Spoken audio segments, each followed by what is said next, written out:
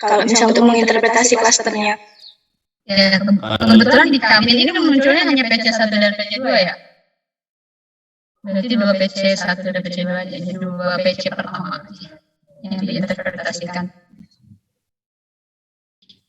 Kalau lebih dari itu susah juga digrafikin, Bu.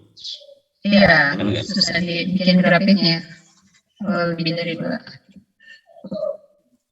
Ya, itu. Cukup ya. Pertanyaan yang lainnya saya kira kan hitung-hitungan 12, 14, 12, 15 sebenarnya disuruh nggak? Sama ya halnya dengan yang sebelumnya ya, cuma beda metode. Oke, kira cukup ya untuk yang tugas. Nah, yang kuis perlu dibahas nggak? Yang kuis itu kemarin jawabannya yang pertama kebanyakan benar ya, menggunakan matrik untuk yang faktor analisis ya. Lebih baik menggunakan matrik korelasi. Itu benar gitu, banyak yang benar. Tapi begitu keran ada yang kelupaan kayaknya. Kelupaan, ngerannya itu bukan matrik korelasi tapi masih tetap matrik covariance. Jadi hasilnya itu sesuai harapan kan. Biasanya ya jawaban A-nya udah benar tapi ke bawahnya malah car. Pas ngerannya itu masih ngeran matrik covariance. Nah, hasil interpretasinya jadinya lain. Nah, mungkin itu kurang teliti ya. Jadi nanti saya wanti-wanti. Teman-teman harus lebih teliti lagi ya pada saat ngeran gitu. Di tahap pertama tadi sudah dapat matrik inputnya mestinya matrik korelasi. Nah, kalau sudah tahu itu ya lakukan itu gitu. Jangan sampai salah ngeran. Kan sayang ya.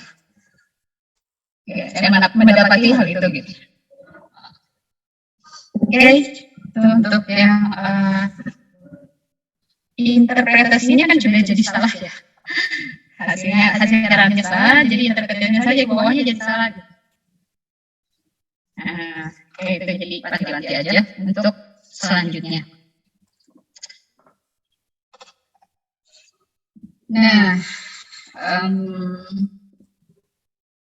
tidak ada pertanyaan mengenai kuis. Ya. Jadi saya belum koreksi semuanya ya. Butuh waktu lah untuk koreksi analisis seperti itu. Jadi saya bingung juga nggak sih nilainya. Untuk yang di awal udah benar, terus kalau logika berpikirnya kan sebenarnya udah benar, cuma hasil outputnya salah, interpretasinya kan jadinya salah, tidak sesuai yang diharapkan oleh si pembuat soal gitu. Itu masih nilainya berapa gitu masih? Ya masih dalam ini ya proses, mohon maaf ya, belum ada hasilnya. Oke, kita lanjut ke analisis baru saja ya.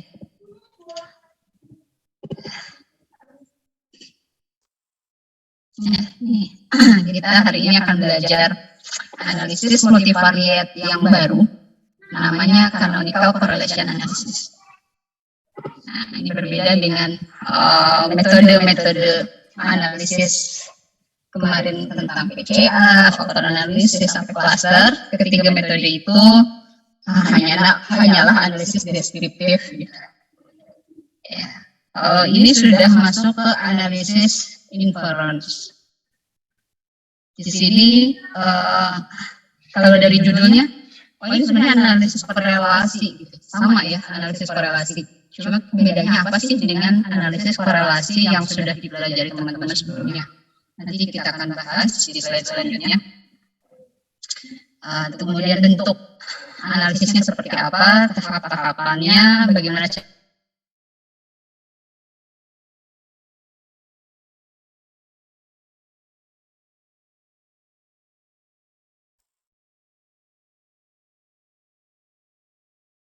juga ya webnya. Bisa kita bahas nanti untuk webnya. Oke, ini dulu. Nah, sebagaimana kita ketahui bahwa analisis korelasi itu ada berbagai jenis ya, analisis korelasi. Yang pertama yang bivariate ini yang kita kenal ya, umumnya analisis korelasi, yaitu antar dua variabel ya, korelasi antar dua variabel yang bisa rumuskan ada person, ada sperma mungkin ya, atau datanya tidak penting. Nah, yang keduanya ada multiple correlation analysis. Multiple correlation analysis ini analisis korelasi antar satu variabel dengan banyak variabel. Kemudian ada canonical correlation analysis. Kalau canonical correlation analysis ini korelasi antara dua set variabel. Kalau yang multiple tadi satu variabel terhadap satu set variabel. Kalau ini satu set variabel dengan satu set variabel yang lain. Ini bisa digambarkan seperti ini. Misalkan kita punya set variabel yang pertama, katakanlah variabel X, dan set variabel yang kedua, katakanlah variabel Y. Nah, ini bagaimana korelasi antar dua set itu. Itu yang kita pelajari di analisis kanonik ini ya, canonical correlation. What is the best way to understand how the variables in these two sets are related? Nanti akan tujuan utamanya kita mencari jalan terbaik, the best way, ya, yang bisa menggambarkan korelasi di antara keduanya. Jadi memaksimumkan nilai korelasi di antara keduanya. Intinya seperti itu. Nah, comparison with other method. Bedanya dengan metode yang lain.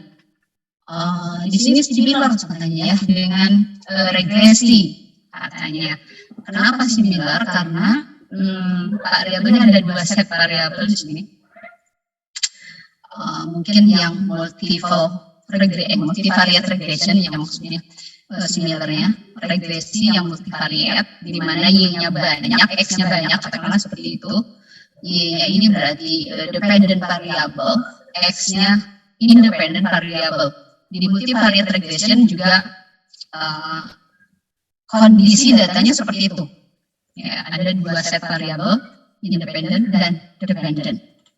Nah, ini similar, bedanya kalau di multivariate regression seperti halnya di regresi biasa, dia mempelajari hubungan causation-nya, sebab akibat gitu. Kalau di sini hanya mempelajari hubungan relasi atau hubungan asosiasi gitu ya.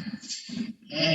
Kemudian correspond to factor analysis, ada hubungannya dengan filter analisis, yaitu dalam meng-create composite variable. Nah, nanti karena banyak X-nya, banyak Y-nya, maka gitu ya, nanti akan terbentuk yang namanya variabel paten. Nah, seperti halnya di faktor analisis kemarin. Nah, jadi hubungannya dengan faktor analisis masih ada hubungannya gitu. Dalam canonical correlation nanti akan terbentuk variat-variat namanya, variat-variat atau variabel laten seperti itu. Kemudian reasonable discriminant analysis, ini belum pernah kita pelajari. Nah, mungkin sekilas saja bahwa di canonical correlation ini memaksimumkan hubungan antar satu set variabel dengan set variabel yang lain, dan nanti di determinant analisis juga akan diperoleh nilai canonical correlation-nya. Nah, di discriminant analysis berarti dia akan mencari suatu fungsi yang membedakan ya suatu kelompok objek dengan kelompok objek yang lainnya. Ini dari discriminant analysis yang ya, hasil pengelompokannya itu menghasilkan nilai canonical correlation yang tinggi. Seperti itu, yang cukup tinggi atau cukup tinggi. Nah, contoh-contoh canonical correlation, ini contohnya, misalkan ingin mengetahui apakah ada hubungan antara personality ya di sini, personality variable dengan ability, dengan kemampuan. Itu nanti kita akan lihat di contoh di WB itu apakah ada hubungan antara set variabel akademik dengan set variabel psikologi gitu. Ada hubungan enggak? Kemudian mungkin ya di datanya itu seperti itu ya. Kalau di sini kan banyak nih, apakah ada hubungan antara karakteristik yang dimiliki seorang ayah dengan karakteristik yang dimiliki oleh seorang anak misalkan. Ada juga yang lain, pekerjaan seorang anak ada nggak hubungannya dengan pekerjaan orang ayah gitu. Ini bisa banyak macam ya, seperti itu. Oke, kemudian ya, jadi intinya memaksimalkan korelasi ya cross responden antara responden. Nah, nanti akan dihasilkan yang namanya canonical coefficient. Ada namanya canonical correlation. Jadi tidak hanya canonical correlation-nya atau canonical loading namanya. Loading atau correlation itu sama. Tapi juga akan dihasilkan namanya canonical coefficient. Nah, ini yang canonical coefficient lebih tujuannya untuk memprediksi. Ya, memprediksi apakah seorang misalkan ada seorang anak kita yang misalnya yang contoh yang ini father occupation dengan son occupation. Nah, nanti kita misalkan mempunyai satu set variabel seorang anak gitu. Nanti kita ingin mengetahui apakah ada hubungan dengan si set father occupation, bisa dihitung dari prediksi si fathernya misalkan gitu ya. Bisa seperti itu. Kalau misalkan fathernya ternyata sudah meninggal gitu ya, bisa diketahui nanti seperti itu. Nah, itu dari canonical coefficient. Nah, tapi tentunya bukan dari yang rincian Y-nya yang banyak, tapi dari yang variatnya. Variat itu tadi yang latennya, gitu bisa dikasih skor laten variabelnya untuk si father tadi ya. Nah, bisa seperti itu. Nah, ini dengan canonical coefficient. Ini manfaat dari canonical correlation ya. Tidak hanya untuk mengetahui hubungan, tapi juga bisa memprediksi sebenarnya. Oke, kemudian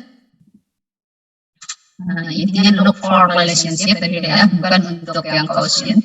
Quotient itu tadinya sebab akibat, dan tujuannya memaksimumkan korelasi, bukan mengekstrak varian. Nah, kalau di analisis faktor kemarin ya mengekstrak varian ya sebenarnya. Seperti ini. Nah, ini tadi menghasilkan variat-variat atau variabel laten di sini. Nah, ini kita kenalkan dulu simbol dan lambang gitu ya.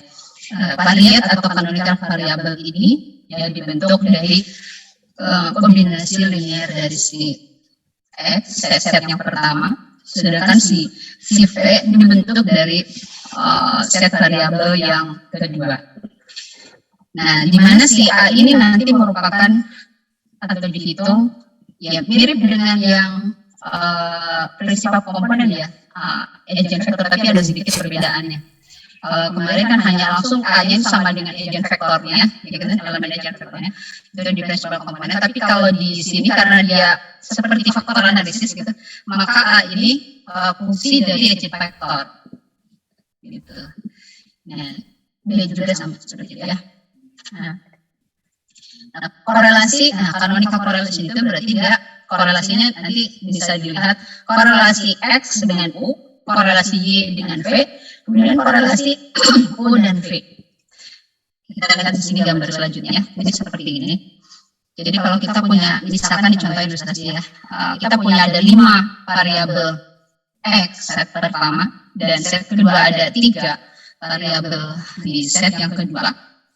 Maka nanti akan terbentuk si variatnya itu, si canonical variabelnya, sebanyak yang paling kecilnya berapa? Oh, tadi 3 paling kecilnya. Sebanyak 3 variat. Nah, seperti ini. Dan tadi ada yang korelasi antar set dengan variatnya, ya kan? X dengan U-nya atau Y dengan V-nya, dan juga ada korelasi antar variat. Ini namanya cross loading. Nah, cross loading ini menggambarkan apa sebenarnya? Cross loading ini menggambarkan korelasi set variat kedua melalui variatnya ini. Misalkan si set 1 terhadap P1 gitu ya. Nah, itu namanya cross loading. Seperti itu. Oke. Nah, ini canonical loading set 1 terhadap variat-variatnya, set 2 terhadap variat-variatnya. Nah, seperti itu. Dan nanti pada hasil akhirnya kita akan menginterpretasi ini awalnya dari tiga, misalkan di sini ada 3 variat ya, 3 dimensi disebut seperti itu, maka akan didapatkan masing-masing koefisien maupun canonical loading ini. X1, X5 terhadap U1, X1, X5 terhadap U2, X1, X5 terhadap U3, seperti itu. Ini juga demikian, yang sebelah kanan. Nah, pada akhirnya nanti seperti halnya di faktor analisis, bahwa yang kita ambil canonical loading-nya ini hanya yang nilainya besar, ya, yang mendekati 1, katakanlah minimal 0,5 gitu. Sehingga nanti kita akan dapatkan, untuk U1 gitu ya, dia akan berkorelasi tingginya itu terhadap hanya X1 sampai X3 saja gitu. Nah, sehingga kita nanti hanya menginterpretasikannya gitu ya, tidak perlu semua dimensi, semua tadi variat. Kalau terbentuk tadi 3 variat, mungkin kita tidak perlu menginterpretasikan ketiga-tiganya gitu. Kalau hasilnya seperti yang di bawah ini nanti ya, hasilnya berarti ini yang variat yang ketiga, U3 dan V3 ini tidak signifikan, sehingga kita tidak perlu menganalisis yang ketiganya, yang ketiga ini ya, variat yang ketiga. Cukup kita melihat variat yang ke-1 dan ke-2 saja. Nah, kalau hasilnya seperti ini. Nah, ini yang interpretasinya di sini nih, yang di bawah ini ya. Oke. Signifikan dan tidak signifikannya ini, tadi sebenarnya ada hipotesisnya, dan dalam pengujian hipotesis ini membutuhkan asumsi. Jadi kalau pada saat pembentukan variat-variatnya atau menghitung korelasi-korelasinya sebenarnya tidak butuh asumsi. Ya, namun gitu ya, pada saat menghitung tadi signifikan tidaknya, nah ini dia karena di range berdasarkan likelihood ratio, berarti butuh asumsi multivariat. Oke, kemudian ini ilustrasi dan yang diberikan oleh Johnson ya. Bagaimana cara menghitung dari canonical loading, canonical coefficient, cross loading, sebagainya. Ini datanya ini seperti ini.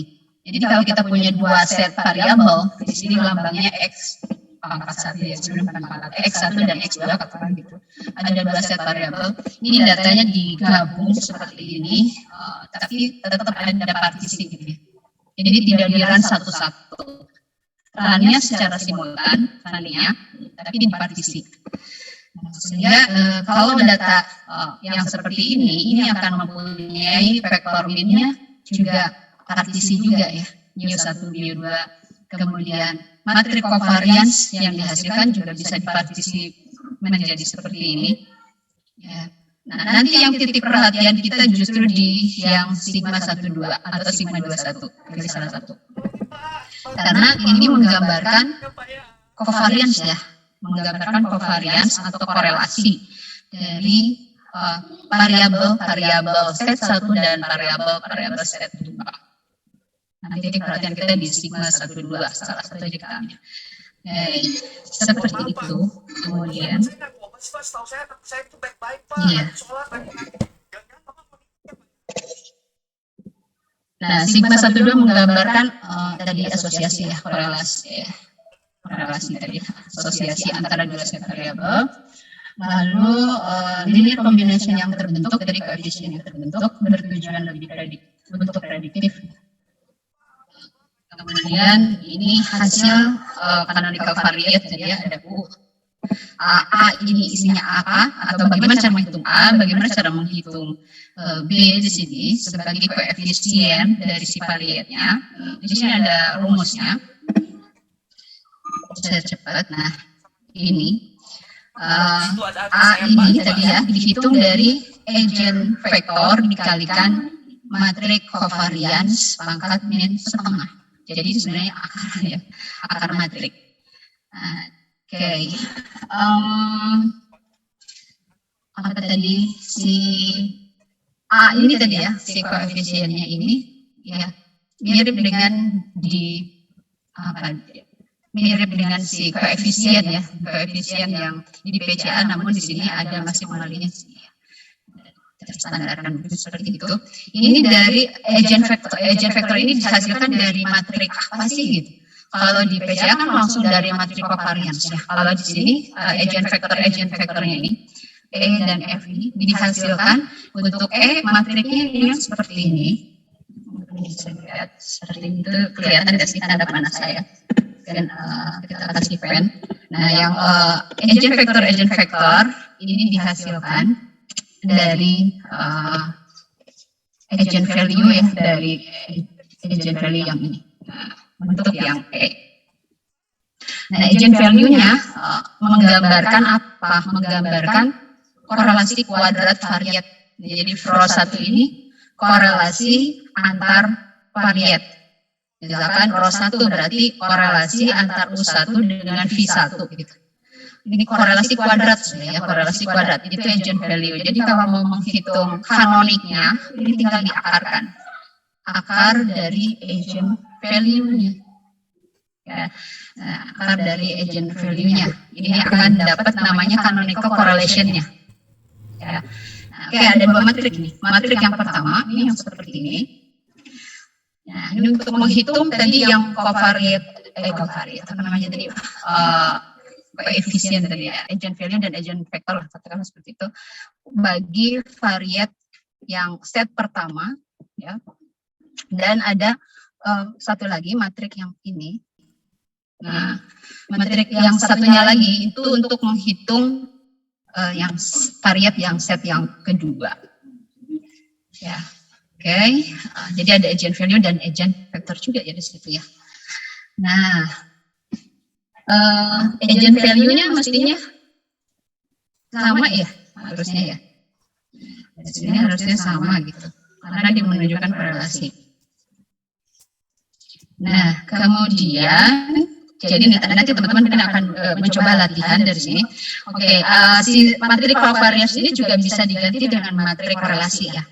Kalau datanya di awal sudah kita standarkan, kita scaling seperti itu. Sama halnya di analisis yang sebelumnya kan juga demikian, bisa menggunakan matrik covariance atau matrik korelasi. Oke, seperti itu. Bagaimana cara menghitung koefisien tadi ya? Nah, ini gambarannya. Nah, canonical correlation tadi, ini tadi akar dari agent value ya. Nah, ini menunjukkan canonical correlation antar variatnya tadi ya. Kemudian next, asumsi selanjutnya bahwa antar variat U1, U2, U dan ke bawah ya, ini independen ya. Asumsinya seperti itu, sehingga nilai korelasi U1 dengan U2, U1 dengan U3 itu nilainya 0. Covariance sama dengan 0 atau korelasinya sama dengan 0. Itu asumsi yang selanjutnya. Yang P juga demikian ya. Korelasi V1 dengan V2, korelasi V1 dengan V3, V2 dengan V3. Ini nilainya 0 atau independen. Oke. Dan ini langkah-langkah secara umum dari canonical correlation sebenarnya agak jauh beda dari kemarin. Mungkin beda di interpretasi ya. Interpretasinya yang perlu diinterpretasinya ada tadi canonical coefficient, ada canonical loading dan cross loading. Kemudian ada lagi seperti biasa misalkan variasi yang bisa dijelaskan ya, variasi yang bisa dijelaskan oleh modelnya ini seperti apa. Sama itu. Oke. Ini interpretasinya. Canonical correlation tadi menggambarkan korelasi antar variat. Kemudian kalau canonical loading ini berarti korelasi antar set variabel gitu ya terhadap variatnya. Nah, kalau canonical cross loading yang tadi sudah dijelaskan yang cross ya, silang, canonical silang. canonical correlation silang antara set 1 dengan set 2 seperti itu. Nah, proporsi varians dari canonical variate V yang bisa dijelaskan oleh set X tadi ya, misalkan. Nah, ini kalau set X, misalkan X-nya V dijelaskan oleh set X2, ini namanya canonical loading. Nah, kalau yang cross loading ini canonical variate P dijelaskan oleh set X yang pertama, gitu. Iya, cross ya. Jadi, seperti apa gitu. Nah, ini yang namanya canonical cross loading. Ya. Oke, kemudian ini canonical weight tadi canonical coefficient. Saya lanjut, ini beda dengan yang tadi. Canonical loading. Ya, weight atau coefficient, bagaimana cara interpretasinya? Ini seperti halnya di regresi. Ya, kalau di regresi kan kita punya Y sama dengan fungsi dari X gitu ya. Kalau beta 1 X1, beta 2 X2 kita dapatkan estimasinya beta cap 1 X1, beta cap 2 X2. Nah, interpretasi dari koefisien di regresi ini juga bisa digunakan pada saat menginterpretasi koefisien canonical koefisien di sini terhadap variatnya. Ya, terhadap misalkan kita punya di contoh di tadi yang diilustrasi X1, X2, X3 itu berkorelasi tinggi dengan U1 misalnya gitu. Maka itu kita bisa melihat nanti ada nilai koefisiennya di atas ya. Di atasnya ini sebelumnya mungkin dihitung ada koefisiennya. Kalau canonical loading kan korelasinya. Kalau ini ada koefisiennya juga bisa dihitung. Nah, itu interpretasinya si X1, X2 mungkin juga bisa sampai X5-nya, bagaimana kontribusi masing-masing X itu terhadap si kenaikan univariat itu gitu. Nah, bisa terjadi kontribusinya besar tapi secara korelasi dia kecil gitu. Canonical loading itu bisa jadi kecil, bisa terjadi hal gitu.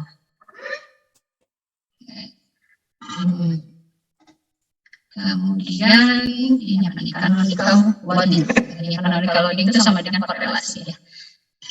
Kita langsung aja ke proporsi total sampel varian in the first set explained by U. Nah, oke. Nanti akan kita dapatkan ini bagaimana mungkin kalau di R tidak bisa dihitung, jadi ini harus dihitung manual gitu.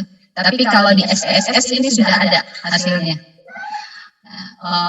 Di R ini dia hanya sampai canonik tadi ya, canonical correlation, kemudian canonical loading, cross loading, sama tes signifikansi variat, berapa jumlah variat yang signifikan, itu sampai situ di R. Tapi kalau di SPSS ini bisa juga dihitung proportion total sample variance yang bisa dijelaskan oleh variat gitu di sini.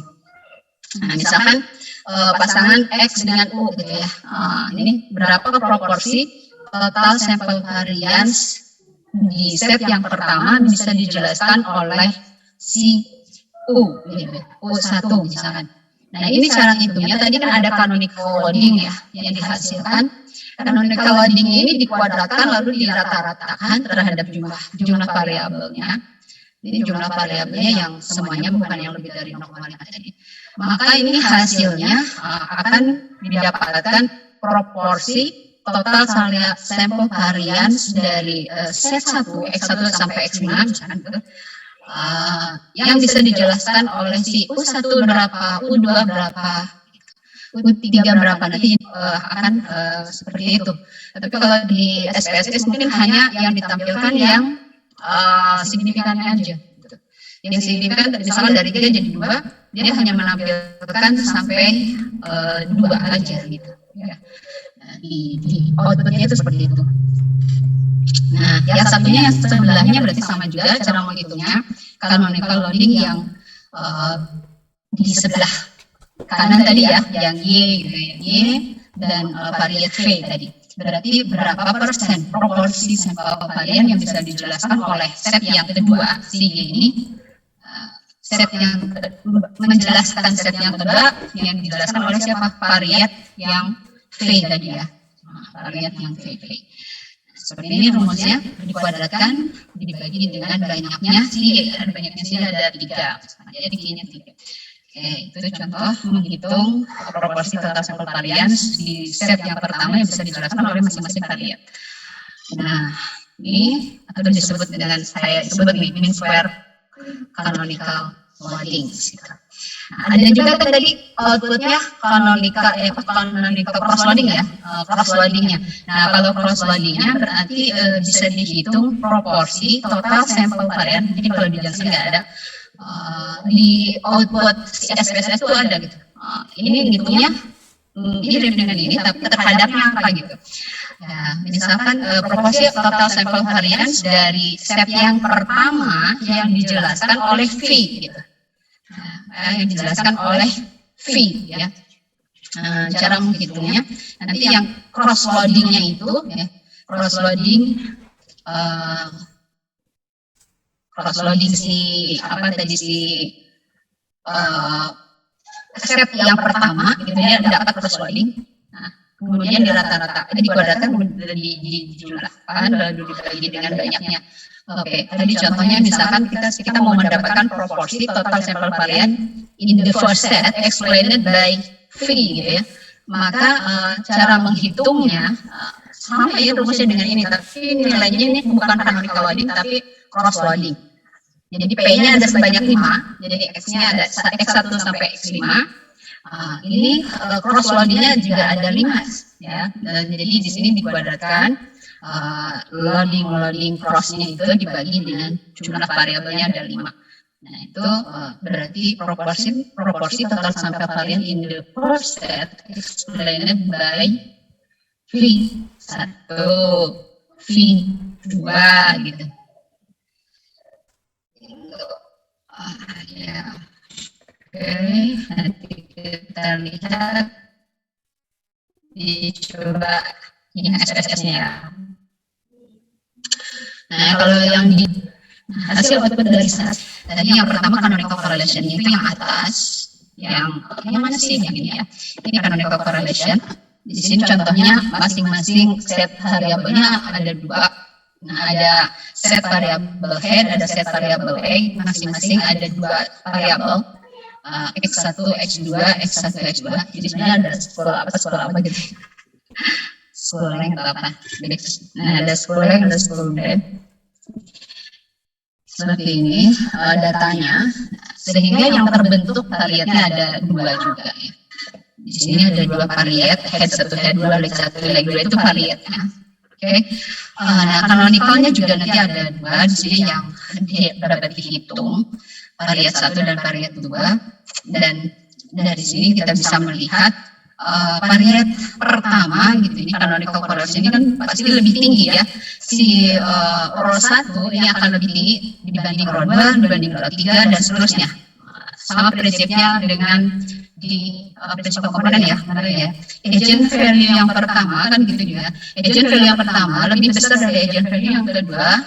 Ini juga sama karena si row 1 kuadrat itu sama dengan agent value.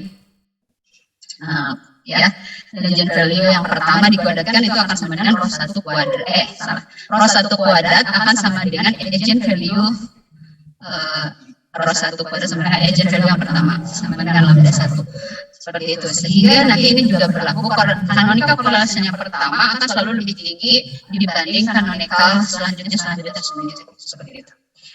Nah, ini juga demikian. Canonical correlation yang pertama ini berarti korelasi antar U1 dengan V1, antar head dengan leg, head 1 dengan leg 1 itu lebih tinggi ya.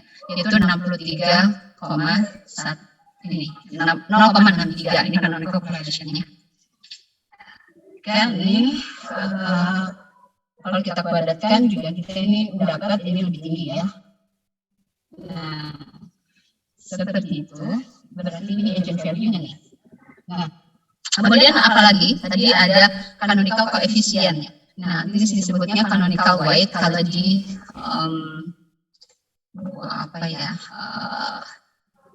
di buku yang lain ya, namanya juga ada nama canonical weight gitu. Jadi weight ini sama dengan canonical coefficient.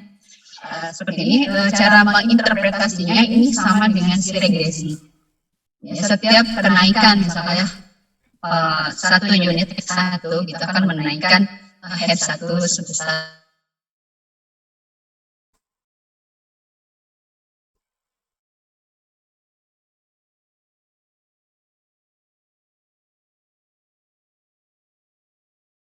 atau kita juga bisa melihat canonical cross loading tadi ya. Canonical loading dan canonical cross loading. Canonical loadingnya ini yang seperti ini menunjukkan korelasi ya. Korelasi X1 terhadap head 1 adalah 0,95 gitu. X2 terhadap head 1 adalah 0,75. X1 terhadap head 2 adalah negatif 0,29. X2 terhadap head 2 adalah 0,6. Seperti itu ya. Nah, ini korelasi. Nah, kalau kita lihat sebenarnya nanti bisa diuji, cuma saya ini nggak ada hasil ujinya. Bisa diuji karena ini kecil-kecil nih. Nah, ini kecil gitu. Kemudian kalau ini kita bandingkan ini dan ini lebih masih besar yang head 1, maka nanti cukup sebenarnya si head 1 saja yang kita interpretasikan gitu. Nanti bisa dilihat dari uji signifikansi bahwa hanya variat yang pertama saja yang signifikan. Ya, umumnya seperti itu ya. Jadi kalau kasusnya, kalau korelasinya tinggi-tinggi di sini gitu, kemudian di satunya itu kecil-kecil gitu, atau lebih kecil dari yang satu, maka nanti ini tidak akan signifikan biasanya. Jadi tidak perlu kita menginterpretasikan yang ini, yang kedua. Itu seperti itu. Nah, cukup yang head 1 dan leg 1-nya yang kita lihat. Nah, untuk menghitung tadi proporsi ya, proporsi total sampel variance dari set yang pertama dijelaskan oleh head 1 ini, maka kita menghitungnya ini dikuadratkan lalu dijumlahkan dan dibagi 2 gitu. Atau kita ratakan ya, kuadratkan lalu ratakan lagi ini mean square canonical loading. Nah, ini akan mendapat proporsi total sampel varian X1 dan X2 yang bisa dijelaskan oleh head 1. Proporsi total sampel varian X3 dan X4 yang dijelaskan oleh leg 1. Ini yang canonical loading.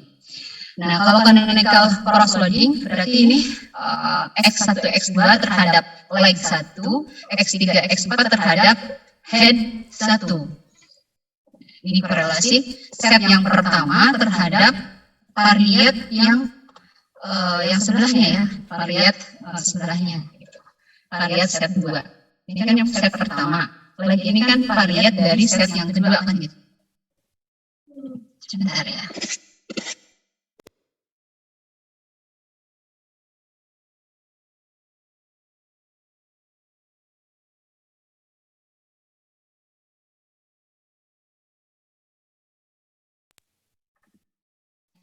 Tadi ada yang lewat sebentar.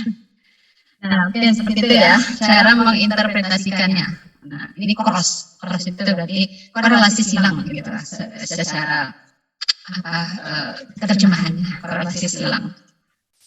Nah, oke, kemudian nanti dari proporsi yang bisa dijelaskan itu nanti kita akan bisa melihat ya dari yang ini proporsi yang bisa dijelaskan oleh si leg 1 terhadap X1, X2, yang mana yang lebih tinggi dibandingkan proporsi yang bisa dijelaskan head 1 gitu sini terhadap set 1 yang mana? Yang ini. Kita bisa membandingkan ya proporsi yang bisa dijelaskan leg 1 dengan proporsi yang bisa dijelaskan head 1 terhadap X1, X2. Yang mana yang lebih tinggi bisa dilihat seperti itu. Ini nanti dari sisi itu kita bisa menyimpulkan bahwa yang mana yang tepat nanti yang bisa dijadikan sebagai independent variable dan yang mana yang dijadikan sebagai dependent variable. Gitu. Nanti bisa dihitung ini proporsi hasilnya dengan cara ini dikuadratkan dibagi dengan jumlah variabel yang ada. Seperti itu. Oke, apa lagi nih? Nah ya, testing significant of canonical correlation. Di sini inputnya justru di awal untuk melihat berapa variat yang signifikan. Ya. Yang inputnya, outputnya nanti seperti ini. Yang di sini kalau lihat, contohnya seperti ini. Ada 1, 2, 3 gitu kan. Ini menunjukkan apa sih sebenarnya? Ini H0-nya seperti ini. H0-nya bahwa di sini kan ada 3 variabel ya. 3 variabel. Iya, 3 variat. Ada 3 variat, maka ini kita dapat menulis H0 untuk yang pertama 1, 2, 3 ini. Correlation kanoniknya itu ya, rho 1 sama dengan rho 2 sama dengan rho 3 sama dengan 0 gitu. Nah, itu H0-nya. Sehingga kalau ini p-value-nya tadi kecil berarti signifikan, ini artinya ada minimal ada 1 ya, minimal ada 1 variat yang korelatif tidak sama dengan 0 ya, begitu. Minimal ada 1 yang tidak sama dengan 0. Untuk yang pertama ini, berarti ini signifikan sebenarnya ya, bisa dilakukan canonical correlation. Kemudian yang selanjutnya nanti akan dicek lagi 2 to 3 ini artinya apa? Ini karena rho 1 itu selalu lebih besar dibanding rho 2 dan selanjutnya, maka kalau kita mau melihat tahapan selanjutnya, rho 1 ini sudah pasti signifikan. Nah, misalnya seperti rho 1 sudah pasti signifikan, maka yang dilihat sisanya, ini rho 2 sama dengan rho 3 sama dengan 0 gitu. Nah, itu H0-nya. Nah, sehingga kalau dia signifikan, artinya di sini signifikan, kalau H0 berarti artinya rho 2 juga signifikan gitu artinya ya. Nah, jadi di antara rho 2 atau rho 3 kan mestinya ada yang tidak sama dengan 0 dan yang pasti sudah pasti rho 2 sebenarnya yang tidak sama dengan 0, sehingga tahap selanjutnya ini adalah langsung mengecek rho 3. H0-nya itu adalah apakah rho 3 sama dengan 0 gitu ya, cara membaca rumus ini. Ini kan generalistisnya. Nah, ini contohnya jadi bisa biar mudah gitu. Jadi yang pertama ini tadi H0-nya adalah rho 1 sama dengan rho 2 sama dengan rho 3 sama dengan 0. Nah, kalau tolak H0 berarti minimal ada 1 yang tidak 0 kan? Siapakah dia? Nah, dia adalah rho 1. Tuh. Nah, sehingga lanjut ke tahap yang kedua. Tahap yang kedua H0-nya adalah, karena rho 1-nya sudah pasti sama dengan 0, maka H0-nya adalah rho 1 tidak sama dengan 0, sementara rho 2 dan rho 3-nya yang kita ingin lihat, ini sama dengan 0. Itu tuh H0-nya. Kalau ternyata tolak H0, berarti kita mengecek apakah rho 3-nya sekarang mau dilihat. Apakah rho 3-nya, rho 3 ini sama dengan 0, itu yang ketiga. Seperti itu.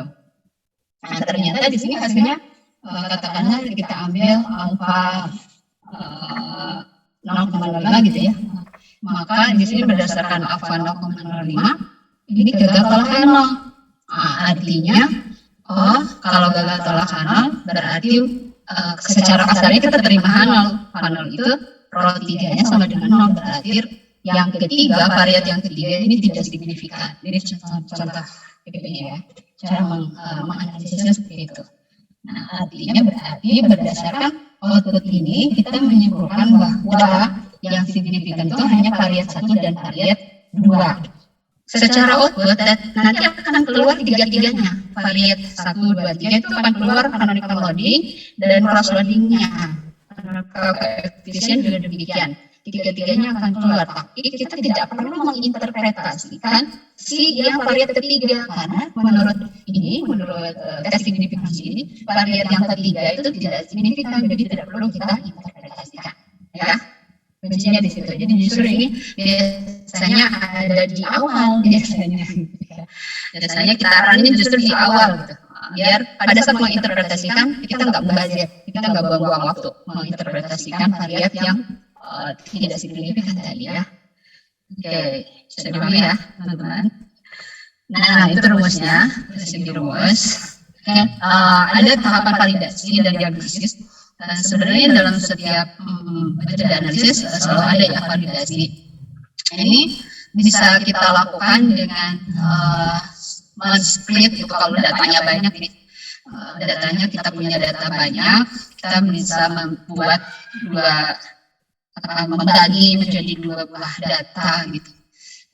Kita run dulu dengan data yang pertama, hasilnya seperti apa gitu ya.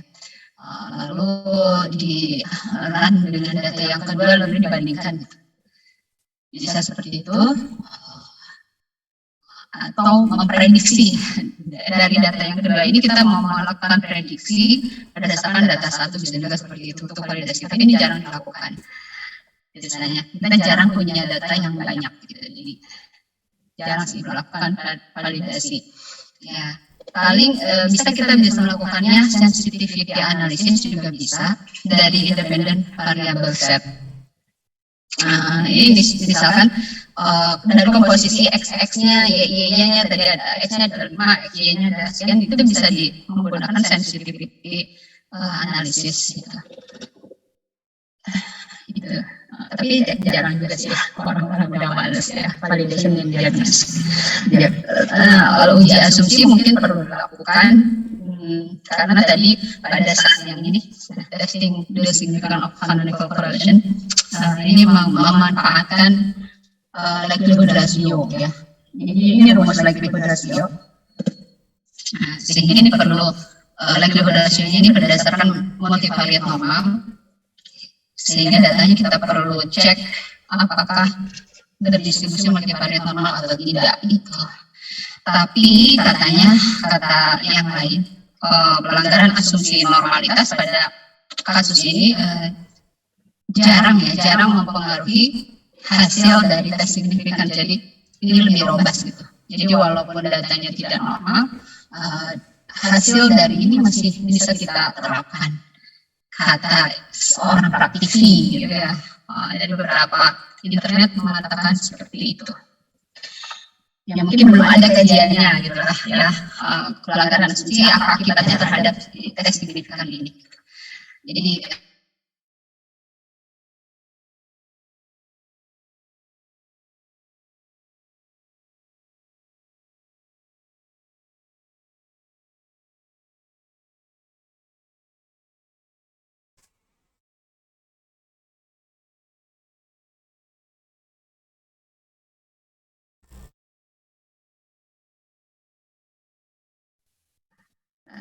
kayaknya sinyalnya udah mulai kurang baik. Suka rebutan kalau jam segini. Oke, saya matikan dulu kamera. Nah, share lagi. Sampai mana tadi, masih kedengaran nggak? Pelanggaran multivariat normal ya. Umumnya gitu tadi, pelanggaran multivariat normal tidak banyak mempengaruhi hasil dari tes signifikansi. Jadi ini lebih robust terhadap pelanggaran asumsi multivariat normal. Asalkan datanya ini tidak mengandung outlier. Ya, karena data outlier ini multivariat normalnya sangat terlanggar jauh gitu ya. Dan menghasilkan nilai korelasi yang berbeda gitu. Intinya seperti itu ya. Jadi pelanggaran asumsinya bukan karena outlier gitu. Intinya gitu. Ya. Intinya jangan ada outlier. Oke, bisa dipahami ya. Nah, next. Kita nanti coba ngeran SPSS dulu. Lalu kita mencoba menginterpretasikan hasilnya ya.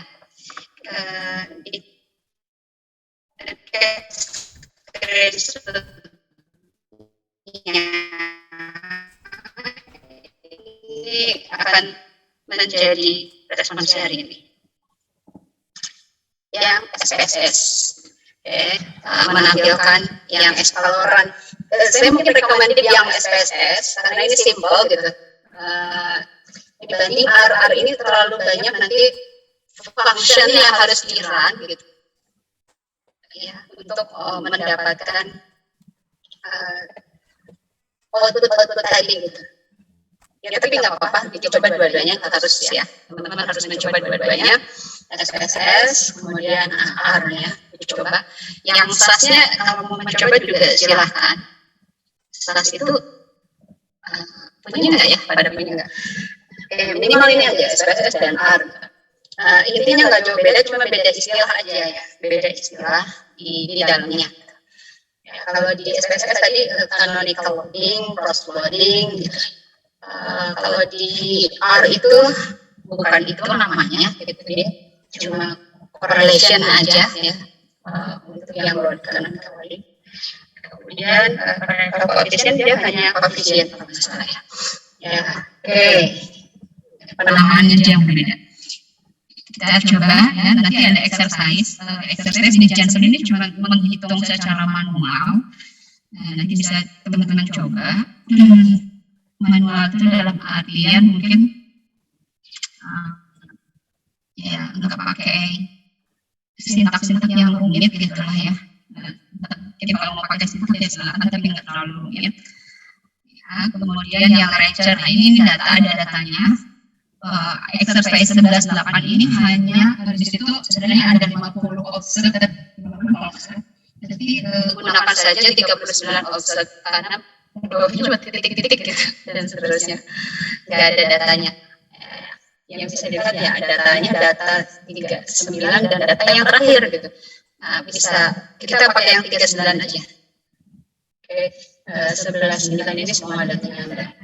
Nah, ini Ranger punya ya kan? Saya kasih lihat Ranger ya kemarin. Ada ya? Halo? Ada, Bu. Ada, oke. Oke ya, saya stop share. Nah, kita coba run. Ini sudah hadir semua kah? 32 orang? Ya, baik. Kalau gitu saya panggil secara random.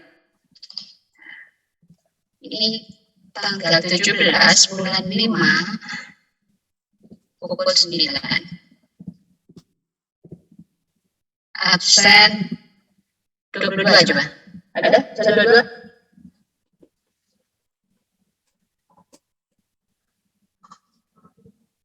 Nomor absen 22? Siapa?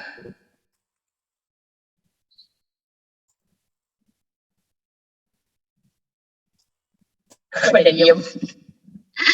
Kalau gitu saya lihat yang gelap-gelap dan belum pernah maju. Hasilnya lain. Si Paulus Nah. Coba si Paulus Nah. Ada, Bu. Ada? Oke. Yang apa ya, Bu? Bisa, kamu bisa mencoba. Yang SPSS? Iya, betul. Bisa share screen kan ya? Yang apa, Bu? Kamu bisa share screen? Bisa. SPSS. SPSS itu enaknya ada datanya gitu. Sebentar. Kita belajar dari UKLA. Ya. Universitas UKLA. Ya, Bu, sebentar.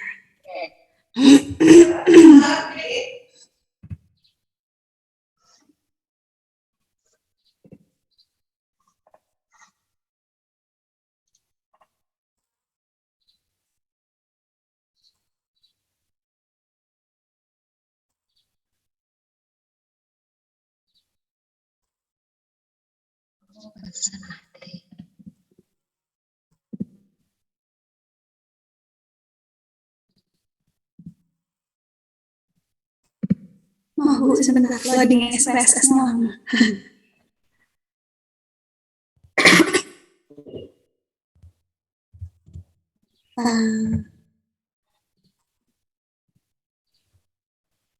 Sudah terlihat atau belum ya? Mohon izin.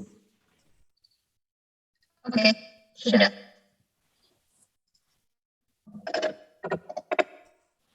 Di situ disuruh nyari deskriptifnya dulu ya, Bu ya?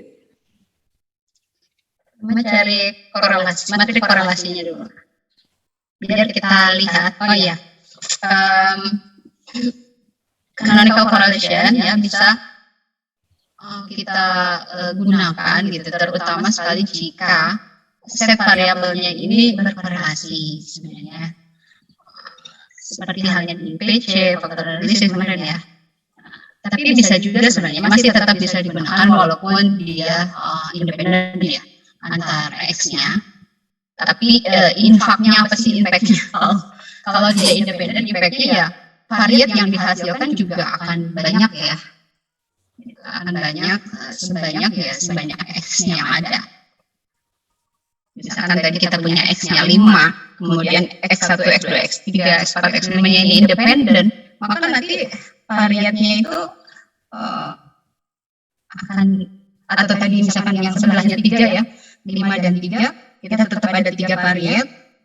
Kalau masing-masing di set Y-nya itu independen, ya nanti ketiga-tiganya harus diinterpretasikan gitu. Sebenarnya gitu ya. Jadi akan mendapat keuntungan jika ada korelasi di dalamnya, sehingga yang diinterpretasikan nggak semua variat yang ada tadi ya. Oke.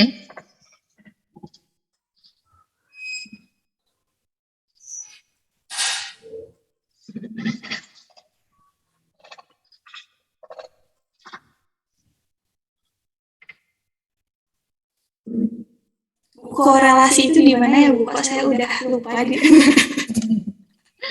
Correlate. Partial correlation. Kan di situ bukan descriptive. Analyze. Apalagi saya ada correlate. Nah, parsial bisa, bivariat juga bisa, tapi kalau bivariat nanti bentuknya dua gitu. Coba aja. Apalagi saya udah lama banget nggak PSS. Ini semuanya Bu dimasukin. Ya semuanya masukin. ID-nya nggak usah lah. ID kan identitas saja. ID-nya apa ya? Nggak perlu ID. Mulai dari lokus sampai gitu deh. Bahkan si female-nya juga udah coba option. Isinya apa sih option? Oh, partial kayak gini ya. Yang bivariat harusnya. Bivariat berarti. Kayaknya bivariat deh.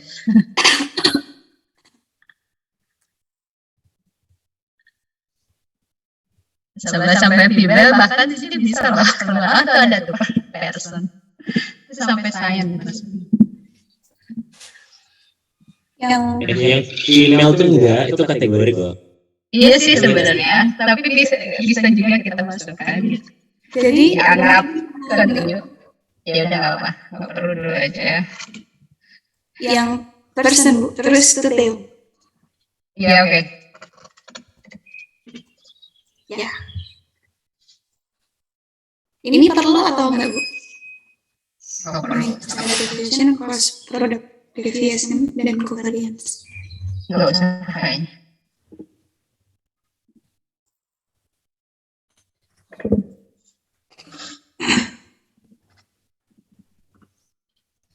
Salah. Ya sebenarnya ini langkah awal ya, langkah awal untuk melihat berkorelasi nggak sih gitu ya secara bivariatnya antar variabelnya mungkin gitu.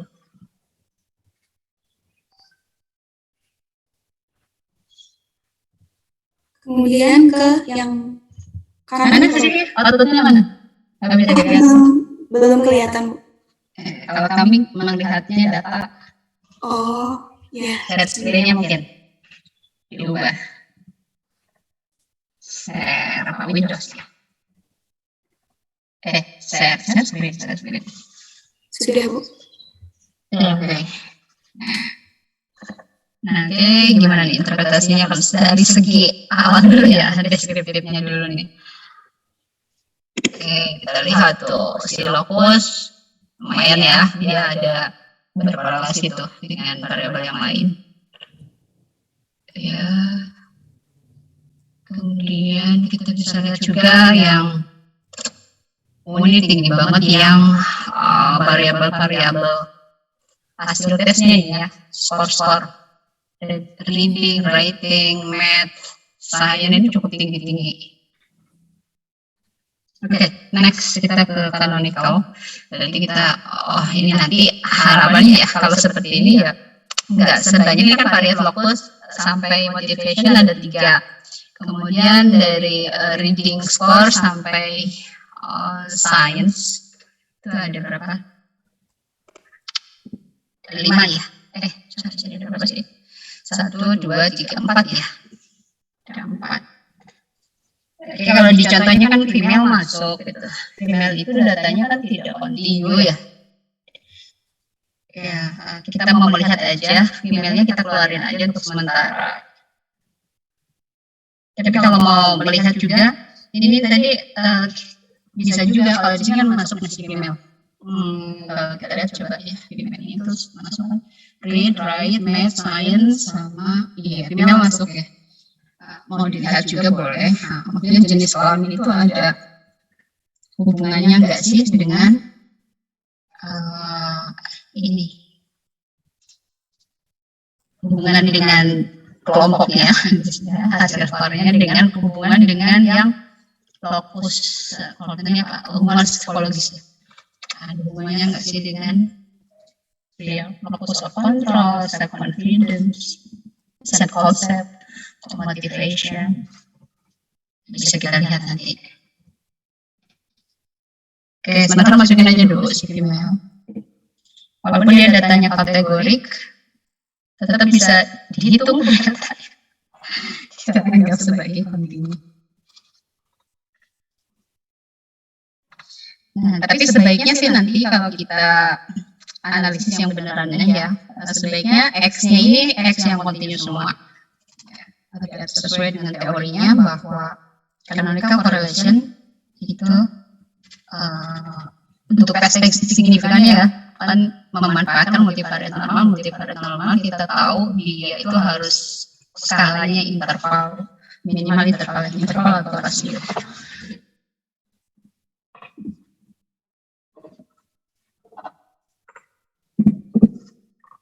Ini bukan ya Bu ya? Nah ini ada set 1, set satunya dia locus sampai motivation.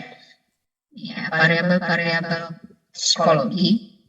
Set 2-nya ini variabel akademik.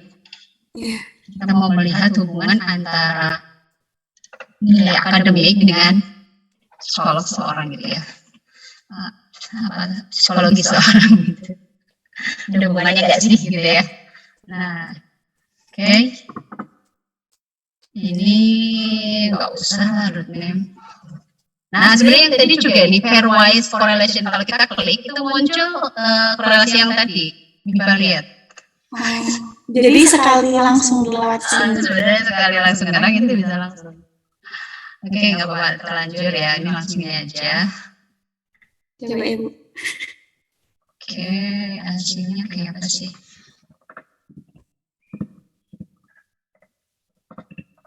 Manakah? Di sini Bu ini canonical correlation-nya. Ini coba. Tuh, di sini kan tadi yang set pertama itu yang variabel psikologi ya. Ini ada 3 variabel. Yang set yang kedua ada 5 ya, sama female. 5 variabel. Atau di sini dari masuknya kemana sebenarnya ya. Ya. Oke, nanti kita bisa mencoba kalau female dikeluarin jadi apa ya. Nah, oke. Ini kita sementara ngikutin dengan yang di web aja dulu. Nah, kalau menurut yang di web, si female masuk ke akademik gitu kan agak aneh juga sih. Female masuk ke akademik. Nah, ternyata kalau dia masuk, ini kita lihat, ini yang signifikan berapa variat? Ini female-nya yang nggak masuk Bu. Ini yang nggak masuk. Yang masuk, coba lagi mungkin ya Bu. Dilihat aja di atasnya, nggak kelihatan. Ya, atau di bawahnya. Di bawahnya bisa kelihatan hasilnya masuk apa enggaknya, coba lihat. Ini, oh yang nggak masuk, oke, yang nggak masuk apa? Ini aja. Oh ini aja nggak apa-apa Bu. Oke, nggak apa-apa.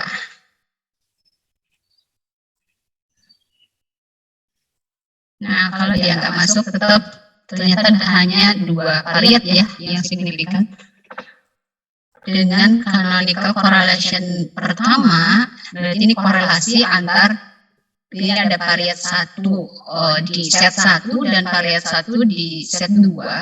Nah, itu canonical correlation-nya nilainya 0,4 kan cukup tinggi ya, 0,4 ini ada correlation di situ.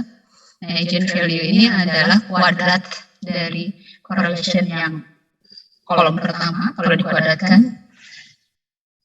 Nah, seperti ini. Dan hasilnya tadi tes signifikansi di awal nih kalau di SPSS.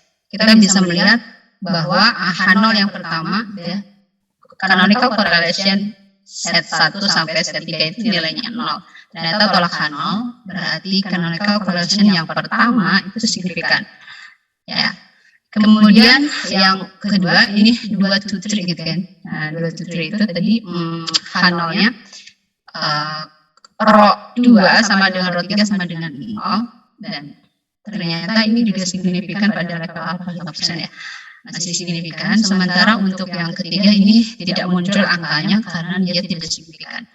Gitu. Jadi nanti kita cukup menginterpretasi variat 1 dan variat 2 saja. Ya. Oke. Nah, sekarang hubungan setiap set variabel terhadap variat-variatnya itu bisa nanti dilihat di loadingnya yang di bawah ya. Nah, tapi kalau mau melihat koefisiennya itu tadi koefisiennya bisa dilihat yang paling atas. Ada canonical coefficient, di standardized itu kalau datanya distandardisikan. Ada standardized, ada unstandardized. Nah, untuk melihat kapan kita menggunakan standardized ya kita lihat data covariance-nya ya. Hitung covariance-nya. Baru kita tentu yang mana yang akan kita interpretasikan, yang standardized atau yang unstandardized. Nah, kalau yang standardized itu menginterpretasikannya per kenaikan 1 unit standar deviasi di XX di Y terhadap kenaikan di variat-variatnya. Itu cara interpretasinya. Ya. Oke. Hubungannya kalau kita lihat sih ada yang hubungan negatif positifnya mungkin ini sama ya dengan kalau di coba. Kita pertama dulu yang loading dulu. Canonical loading. Ya, bisa diklik. Yang loading itu di bawahnya. Permisi Bu Cucu. Oh, suaranya hilang.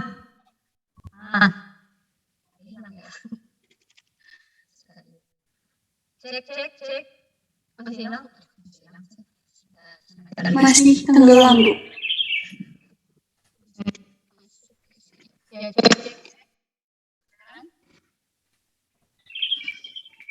Halo.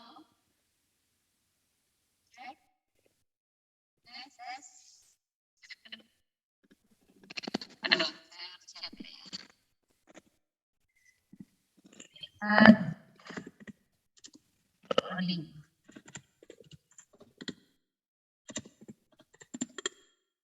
Lihat loading dulu.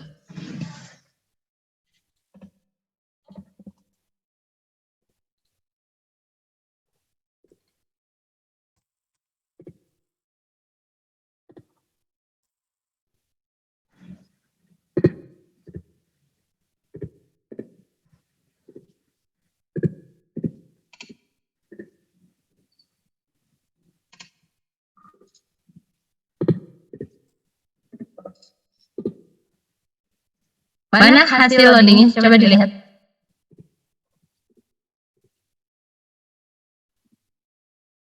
Nah, ini ya, ada set 1 dan set 2. Nah, ini menunjukkan nilai apa? Korelasi ya. Nilai korelasi variabel locus terhadap variat 1, locus terhadap variat 2 gitu aja yang kita akan interpretasikan karena variat yang ketiga tidak signifikan ya. Oke, siap konsep ini. Ya udah, kita lihat dulu yang terhadap variat 1 gitu. Ternyata dari variabel 3 variabel psikologi ini yang cukup tinggi ya, atau paling tinggi ya di antara variabel lainnya. Ini locus of control ya. Dia nilai korelasinya sangat tinggi terhadap variat yang pertama. Gitu. Kemudian sementara untuk yang variabel lainnya, ini bisa interpretasikan self concept ini lebih tinggi ke variat yang kedua, ya, dibandingkan variat yang ke-1. Berarti nanti ini kalau menggunakan seperti halnya faktor analisis ya, berarti self concept akan masuk ke sini ya, mengukur variat yang kedua. Motivation juga tingginya di yang kedua ya. Ini 0,58 kan nggak jauh beda ya sebenarnya dengan 0,6. Ya, anggaplah di sini kita motivationnya yang masuk ke variat yang kedua. Gitu. Nah, jadi kalau gitu nanti untuk cross-loading ini terutama nih, bagaimana cara menginterpretasi cross-loading. Kalau canonical loading kan begitu aja ya. Berarti variat 1 hubungannya tinggi gitu dengan locus of control. Variat 2 hubungannya tinggi di self concept dan motivation. Itu ya. Kedengeran nggak sih? Nah, coba diinterpretasikan untuk yang set yang kedua. Coba.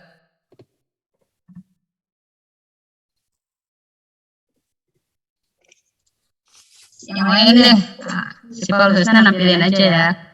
Coba Robit Hasmi.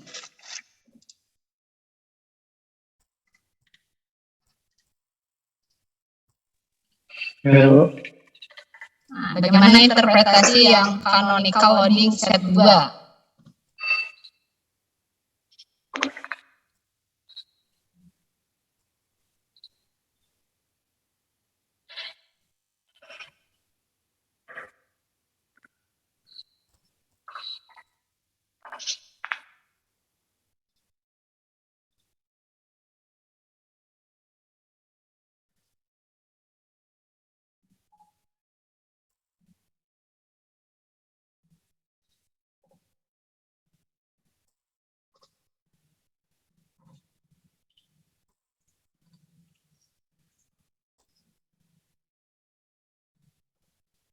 Ayo Robit, interpretasikan gimana caranya?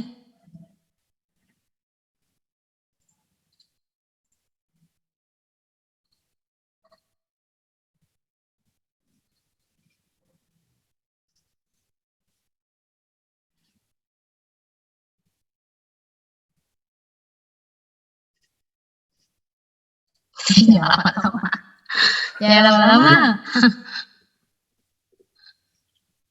Yang set 2 ya, Bu? Berarti setiap penambahan variabel rate sebanyak 1 menambah nilainya sebesar minus 0,88 gitu. Salah, itu mau koefisien. Canonical loading itu apa kemarin tadi? Nora mana?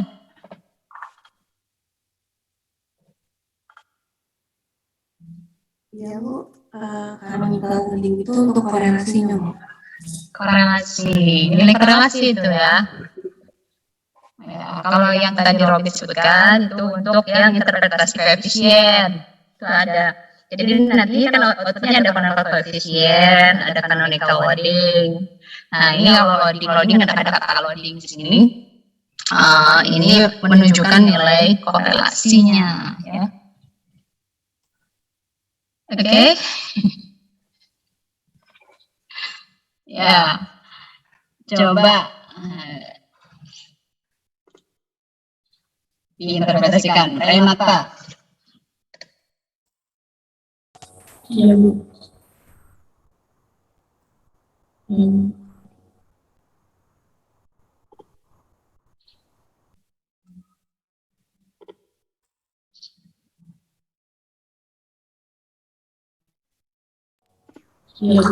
Iya, silakan diinterpretasikan. Tadi Robit kurang tepat interpretasinya. Untuk yang set 2 canonical loading. Tadi kan kata Laura kan itu korelasi dan jadi yang korelasi itu yang 20,8 gitu. Tapi masih berapa 9,1 itu bedanya gimana itu? Oke, di sini kan terhadap variat 1, terhadap variat 2, terhadap variat 3. Nah, yang set 1 itu dia punya variat juga ya, variat 1. Tadi kan lambangnya paku ya. Yang set 1 canonical loading berarti ini locus control, shape concept, motivation. Ini dia mempunyai korelasi terhadap variat-variatnya. Variatnya ini U1, U2, U3. Nah, tapi yang U3 nggak perlu diinterpretasikan. Kenapa alasannya tadi? Karena dia tidak signifikan, ya kan? Nah, kalau yang set 2, ini terhadap siapa? V1, V2, V3 gitu. Ya. Nah, ini korelasinya yang set variabel yang kedua, read score, writing score, math score, science score gitu. Terhadap variat V1, variat V2, variat V3. Ya. Bisa dipahami? Nah, ini berarti variat di sebelahnya kan. Nah, ini by itself gitu. Oke, kalau kita lihat ini apa gimana tadi korelasinya nilainya tinggi di variat yang keberapa?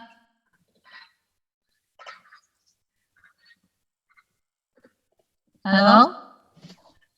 Tadi siapa? Renata ya?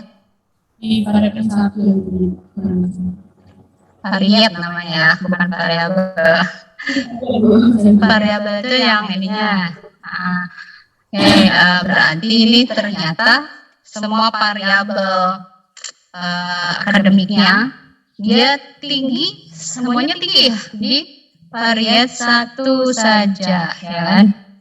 Sementara variat 2 dikit kecil lah ya. Nah, gitu ya. Nah, berarti nanti untuk cross loadingnya ini nggak perlu semua nih. Oke, kita dapatkan set 2 ini 2 variat yang ya tadi bisa diinterpretasikan ya kan. Untuk yang set 1 kita lihat kembali locus of control korelasinya tinggi di variat 1. Kasih tanda ya.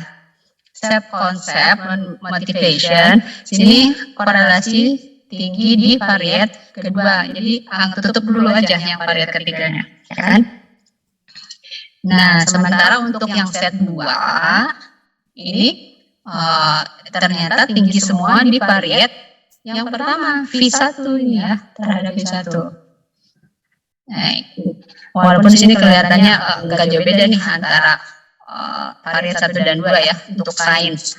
Tapi karena cukup tinggi di variat 1 berarti semua masuk ke variat 1.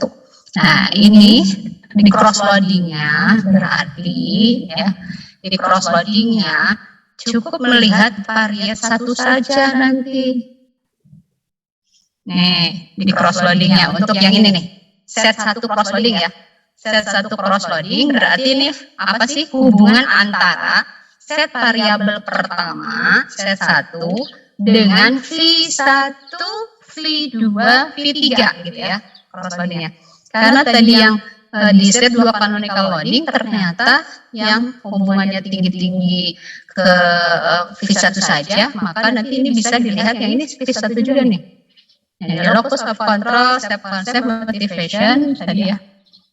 Hubungannya dengan V1 seperti apa? Ya ada hubungan ya. Tapi nggak terlalu besar ya. Ya besarnya hanya locus of control di sini kalau kita lihat.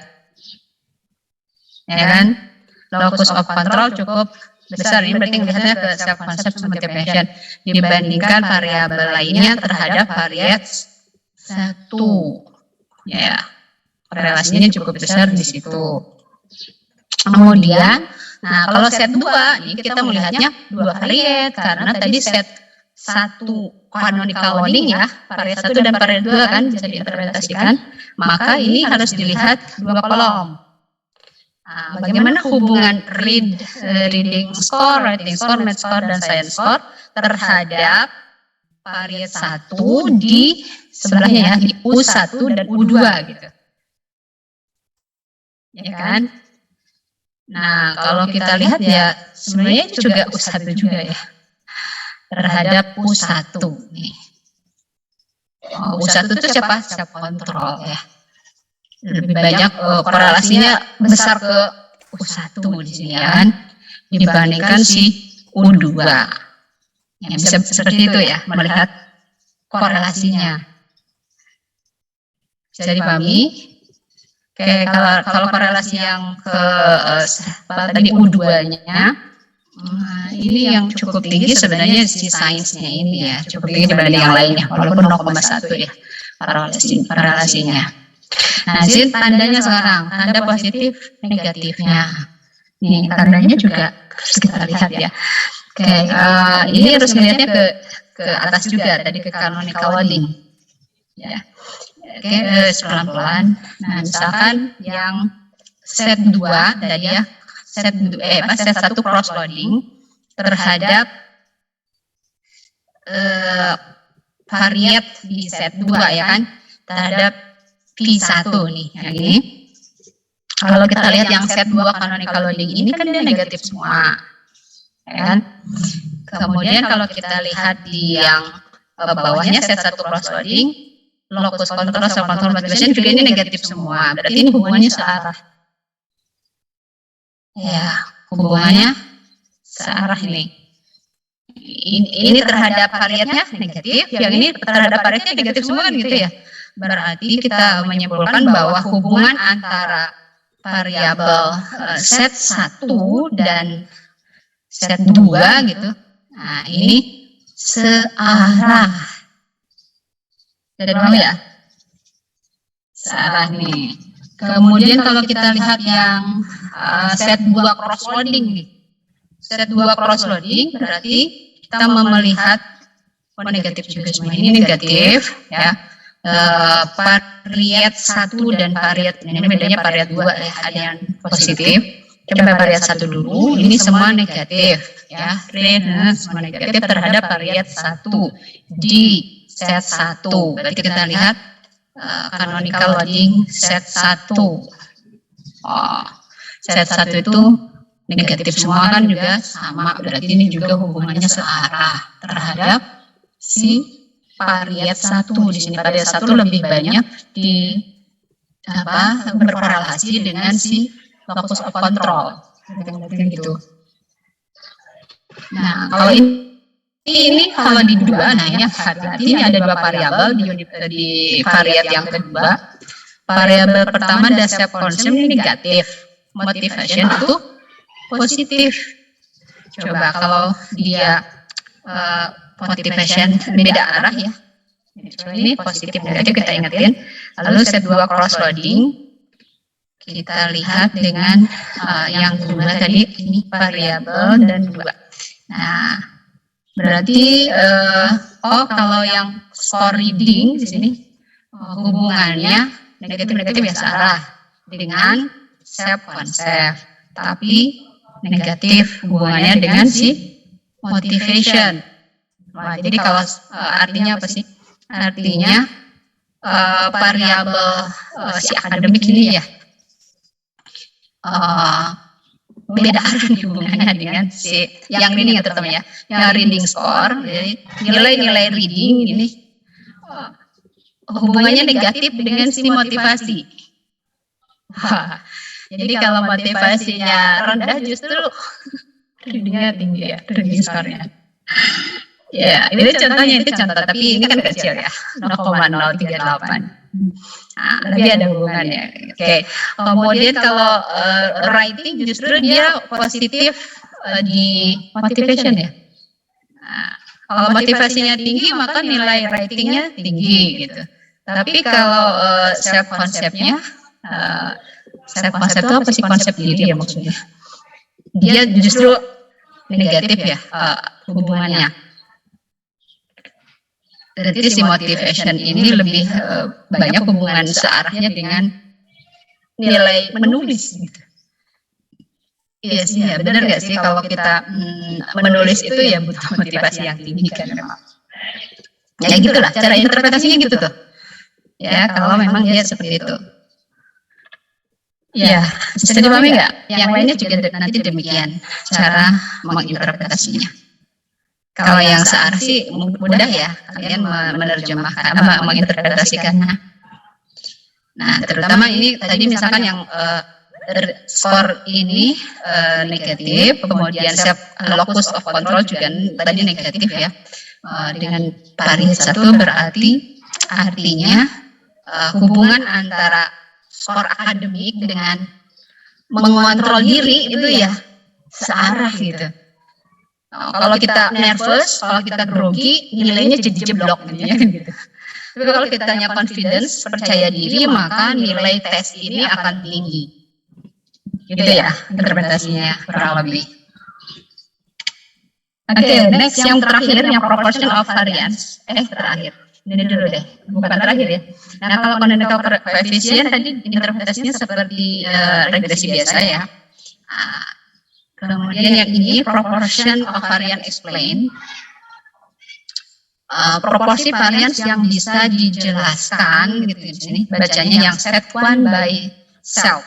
Berarti yang bisa dijelaskan oleh gitu ya. Set 1 gitu ya di sini.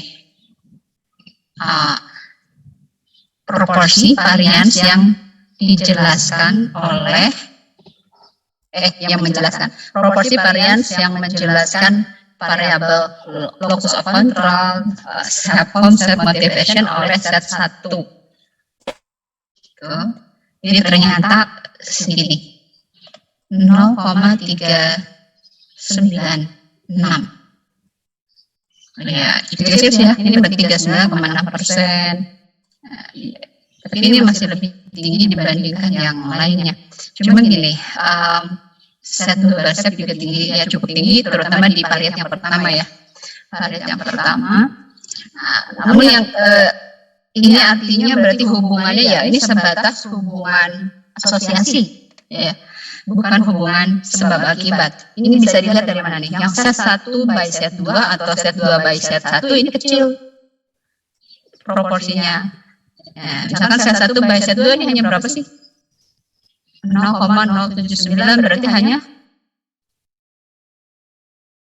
berapa persen nih? 0,79% ya, kecil ya. 7,9%. Kalau yang set 2 by set 1 ini juga hanya 13,6%. Berarti ini kalau kita pilih misalkan independennya ya lebih baik berarti yang mana nih? Kita lihat yang set 2 by set 1 ini. Berarti dijelaskan oleh set 1, jadi penjelasnya set 1.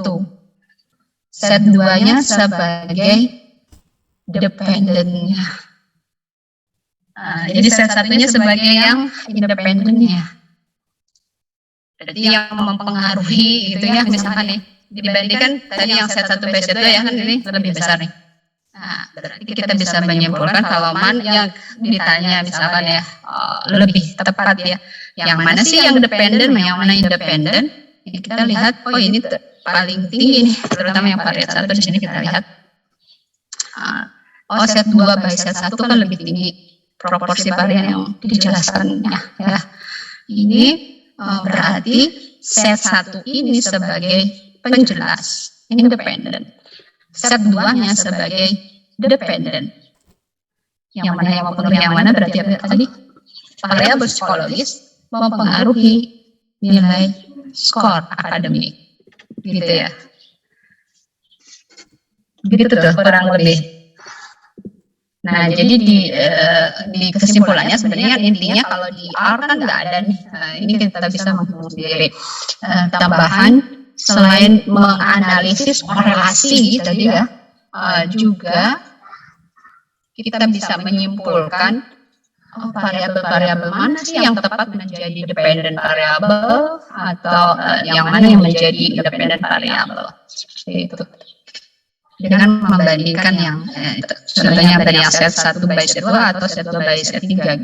Jadi yang muncul seperti itu. Ini secara umum mungkin ya. Oke. Cukup ya hari ini? Maaf, izin bertanya. Ya, silakan. Yang tadi standardized itu diinterpretasikannya bagaimana ya Bu? Tadi sempat Putus ya. Nah, ini kan standardized itu kan datanya distandarkan terhadap variansinya ya kan, atau standar deviasinya. Ini setiap kenaikan satu standar deviasi gitu. Nah, ya, setiap kenaikan satu standar deviasi variabel-variabelnya terhadap variannya seperti apa. Ini contohnya standardized canonical correlation coefficient Z1 ya. Locus of control negatif 0,838 misalkan. Berarti setiap kenaikan satu standar deviasi di locus of control maka akan menurunkan gitu. Menurunkan si variatnya ya. Variatnya sebesar berapa nih kalau menurunkan 0,838. Seperti itulah kurang lebih. 0,838-nya bukan nilai variat, tapi nilai standar deviasi si variat 1. Ada di situ di webnya. Bisa dilihat di webnya. Setiap kenaikan satu standar deviasi di variabel ini, bagaimana terhadap kenaikan atau penurunan di standar deviasi variat itu. Yang standar deviasi itu seperti itu. Ada ketemu? Itu yang standardized.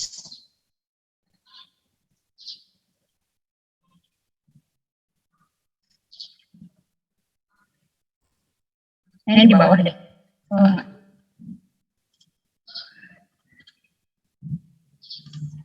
Pelan-pelan. Mungkin ada standardized canonical, berarti di bawahnya.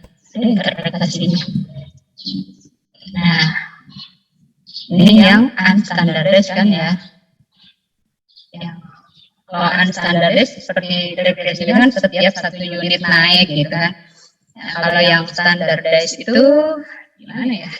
Seingat saya ada di bawahnya. Nah, ya itu.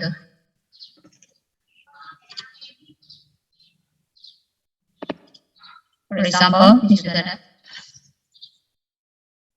Ini contohnya yang read. One standard deviation increase in reading leads to 0,45 standard deviation increase in score on the first canonical variable.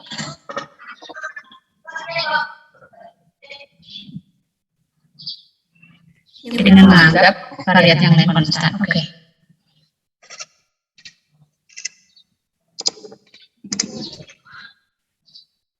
Sudah Bu, ini di stop Ya, share. oke, cukup ya. Tapi yang terutama tadi karena ini canonical correlation ya, analisis korelasi, maka yang terpenting interpretasinya di canonical loading dan cross loading tadi. Yang terpenting di situ aja. Saya penekanannya di situ gitu. Kalau yang koefisiennya mungkin nggak terlalu penting untuk dianalisis.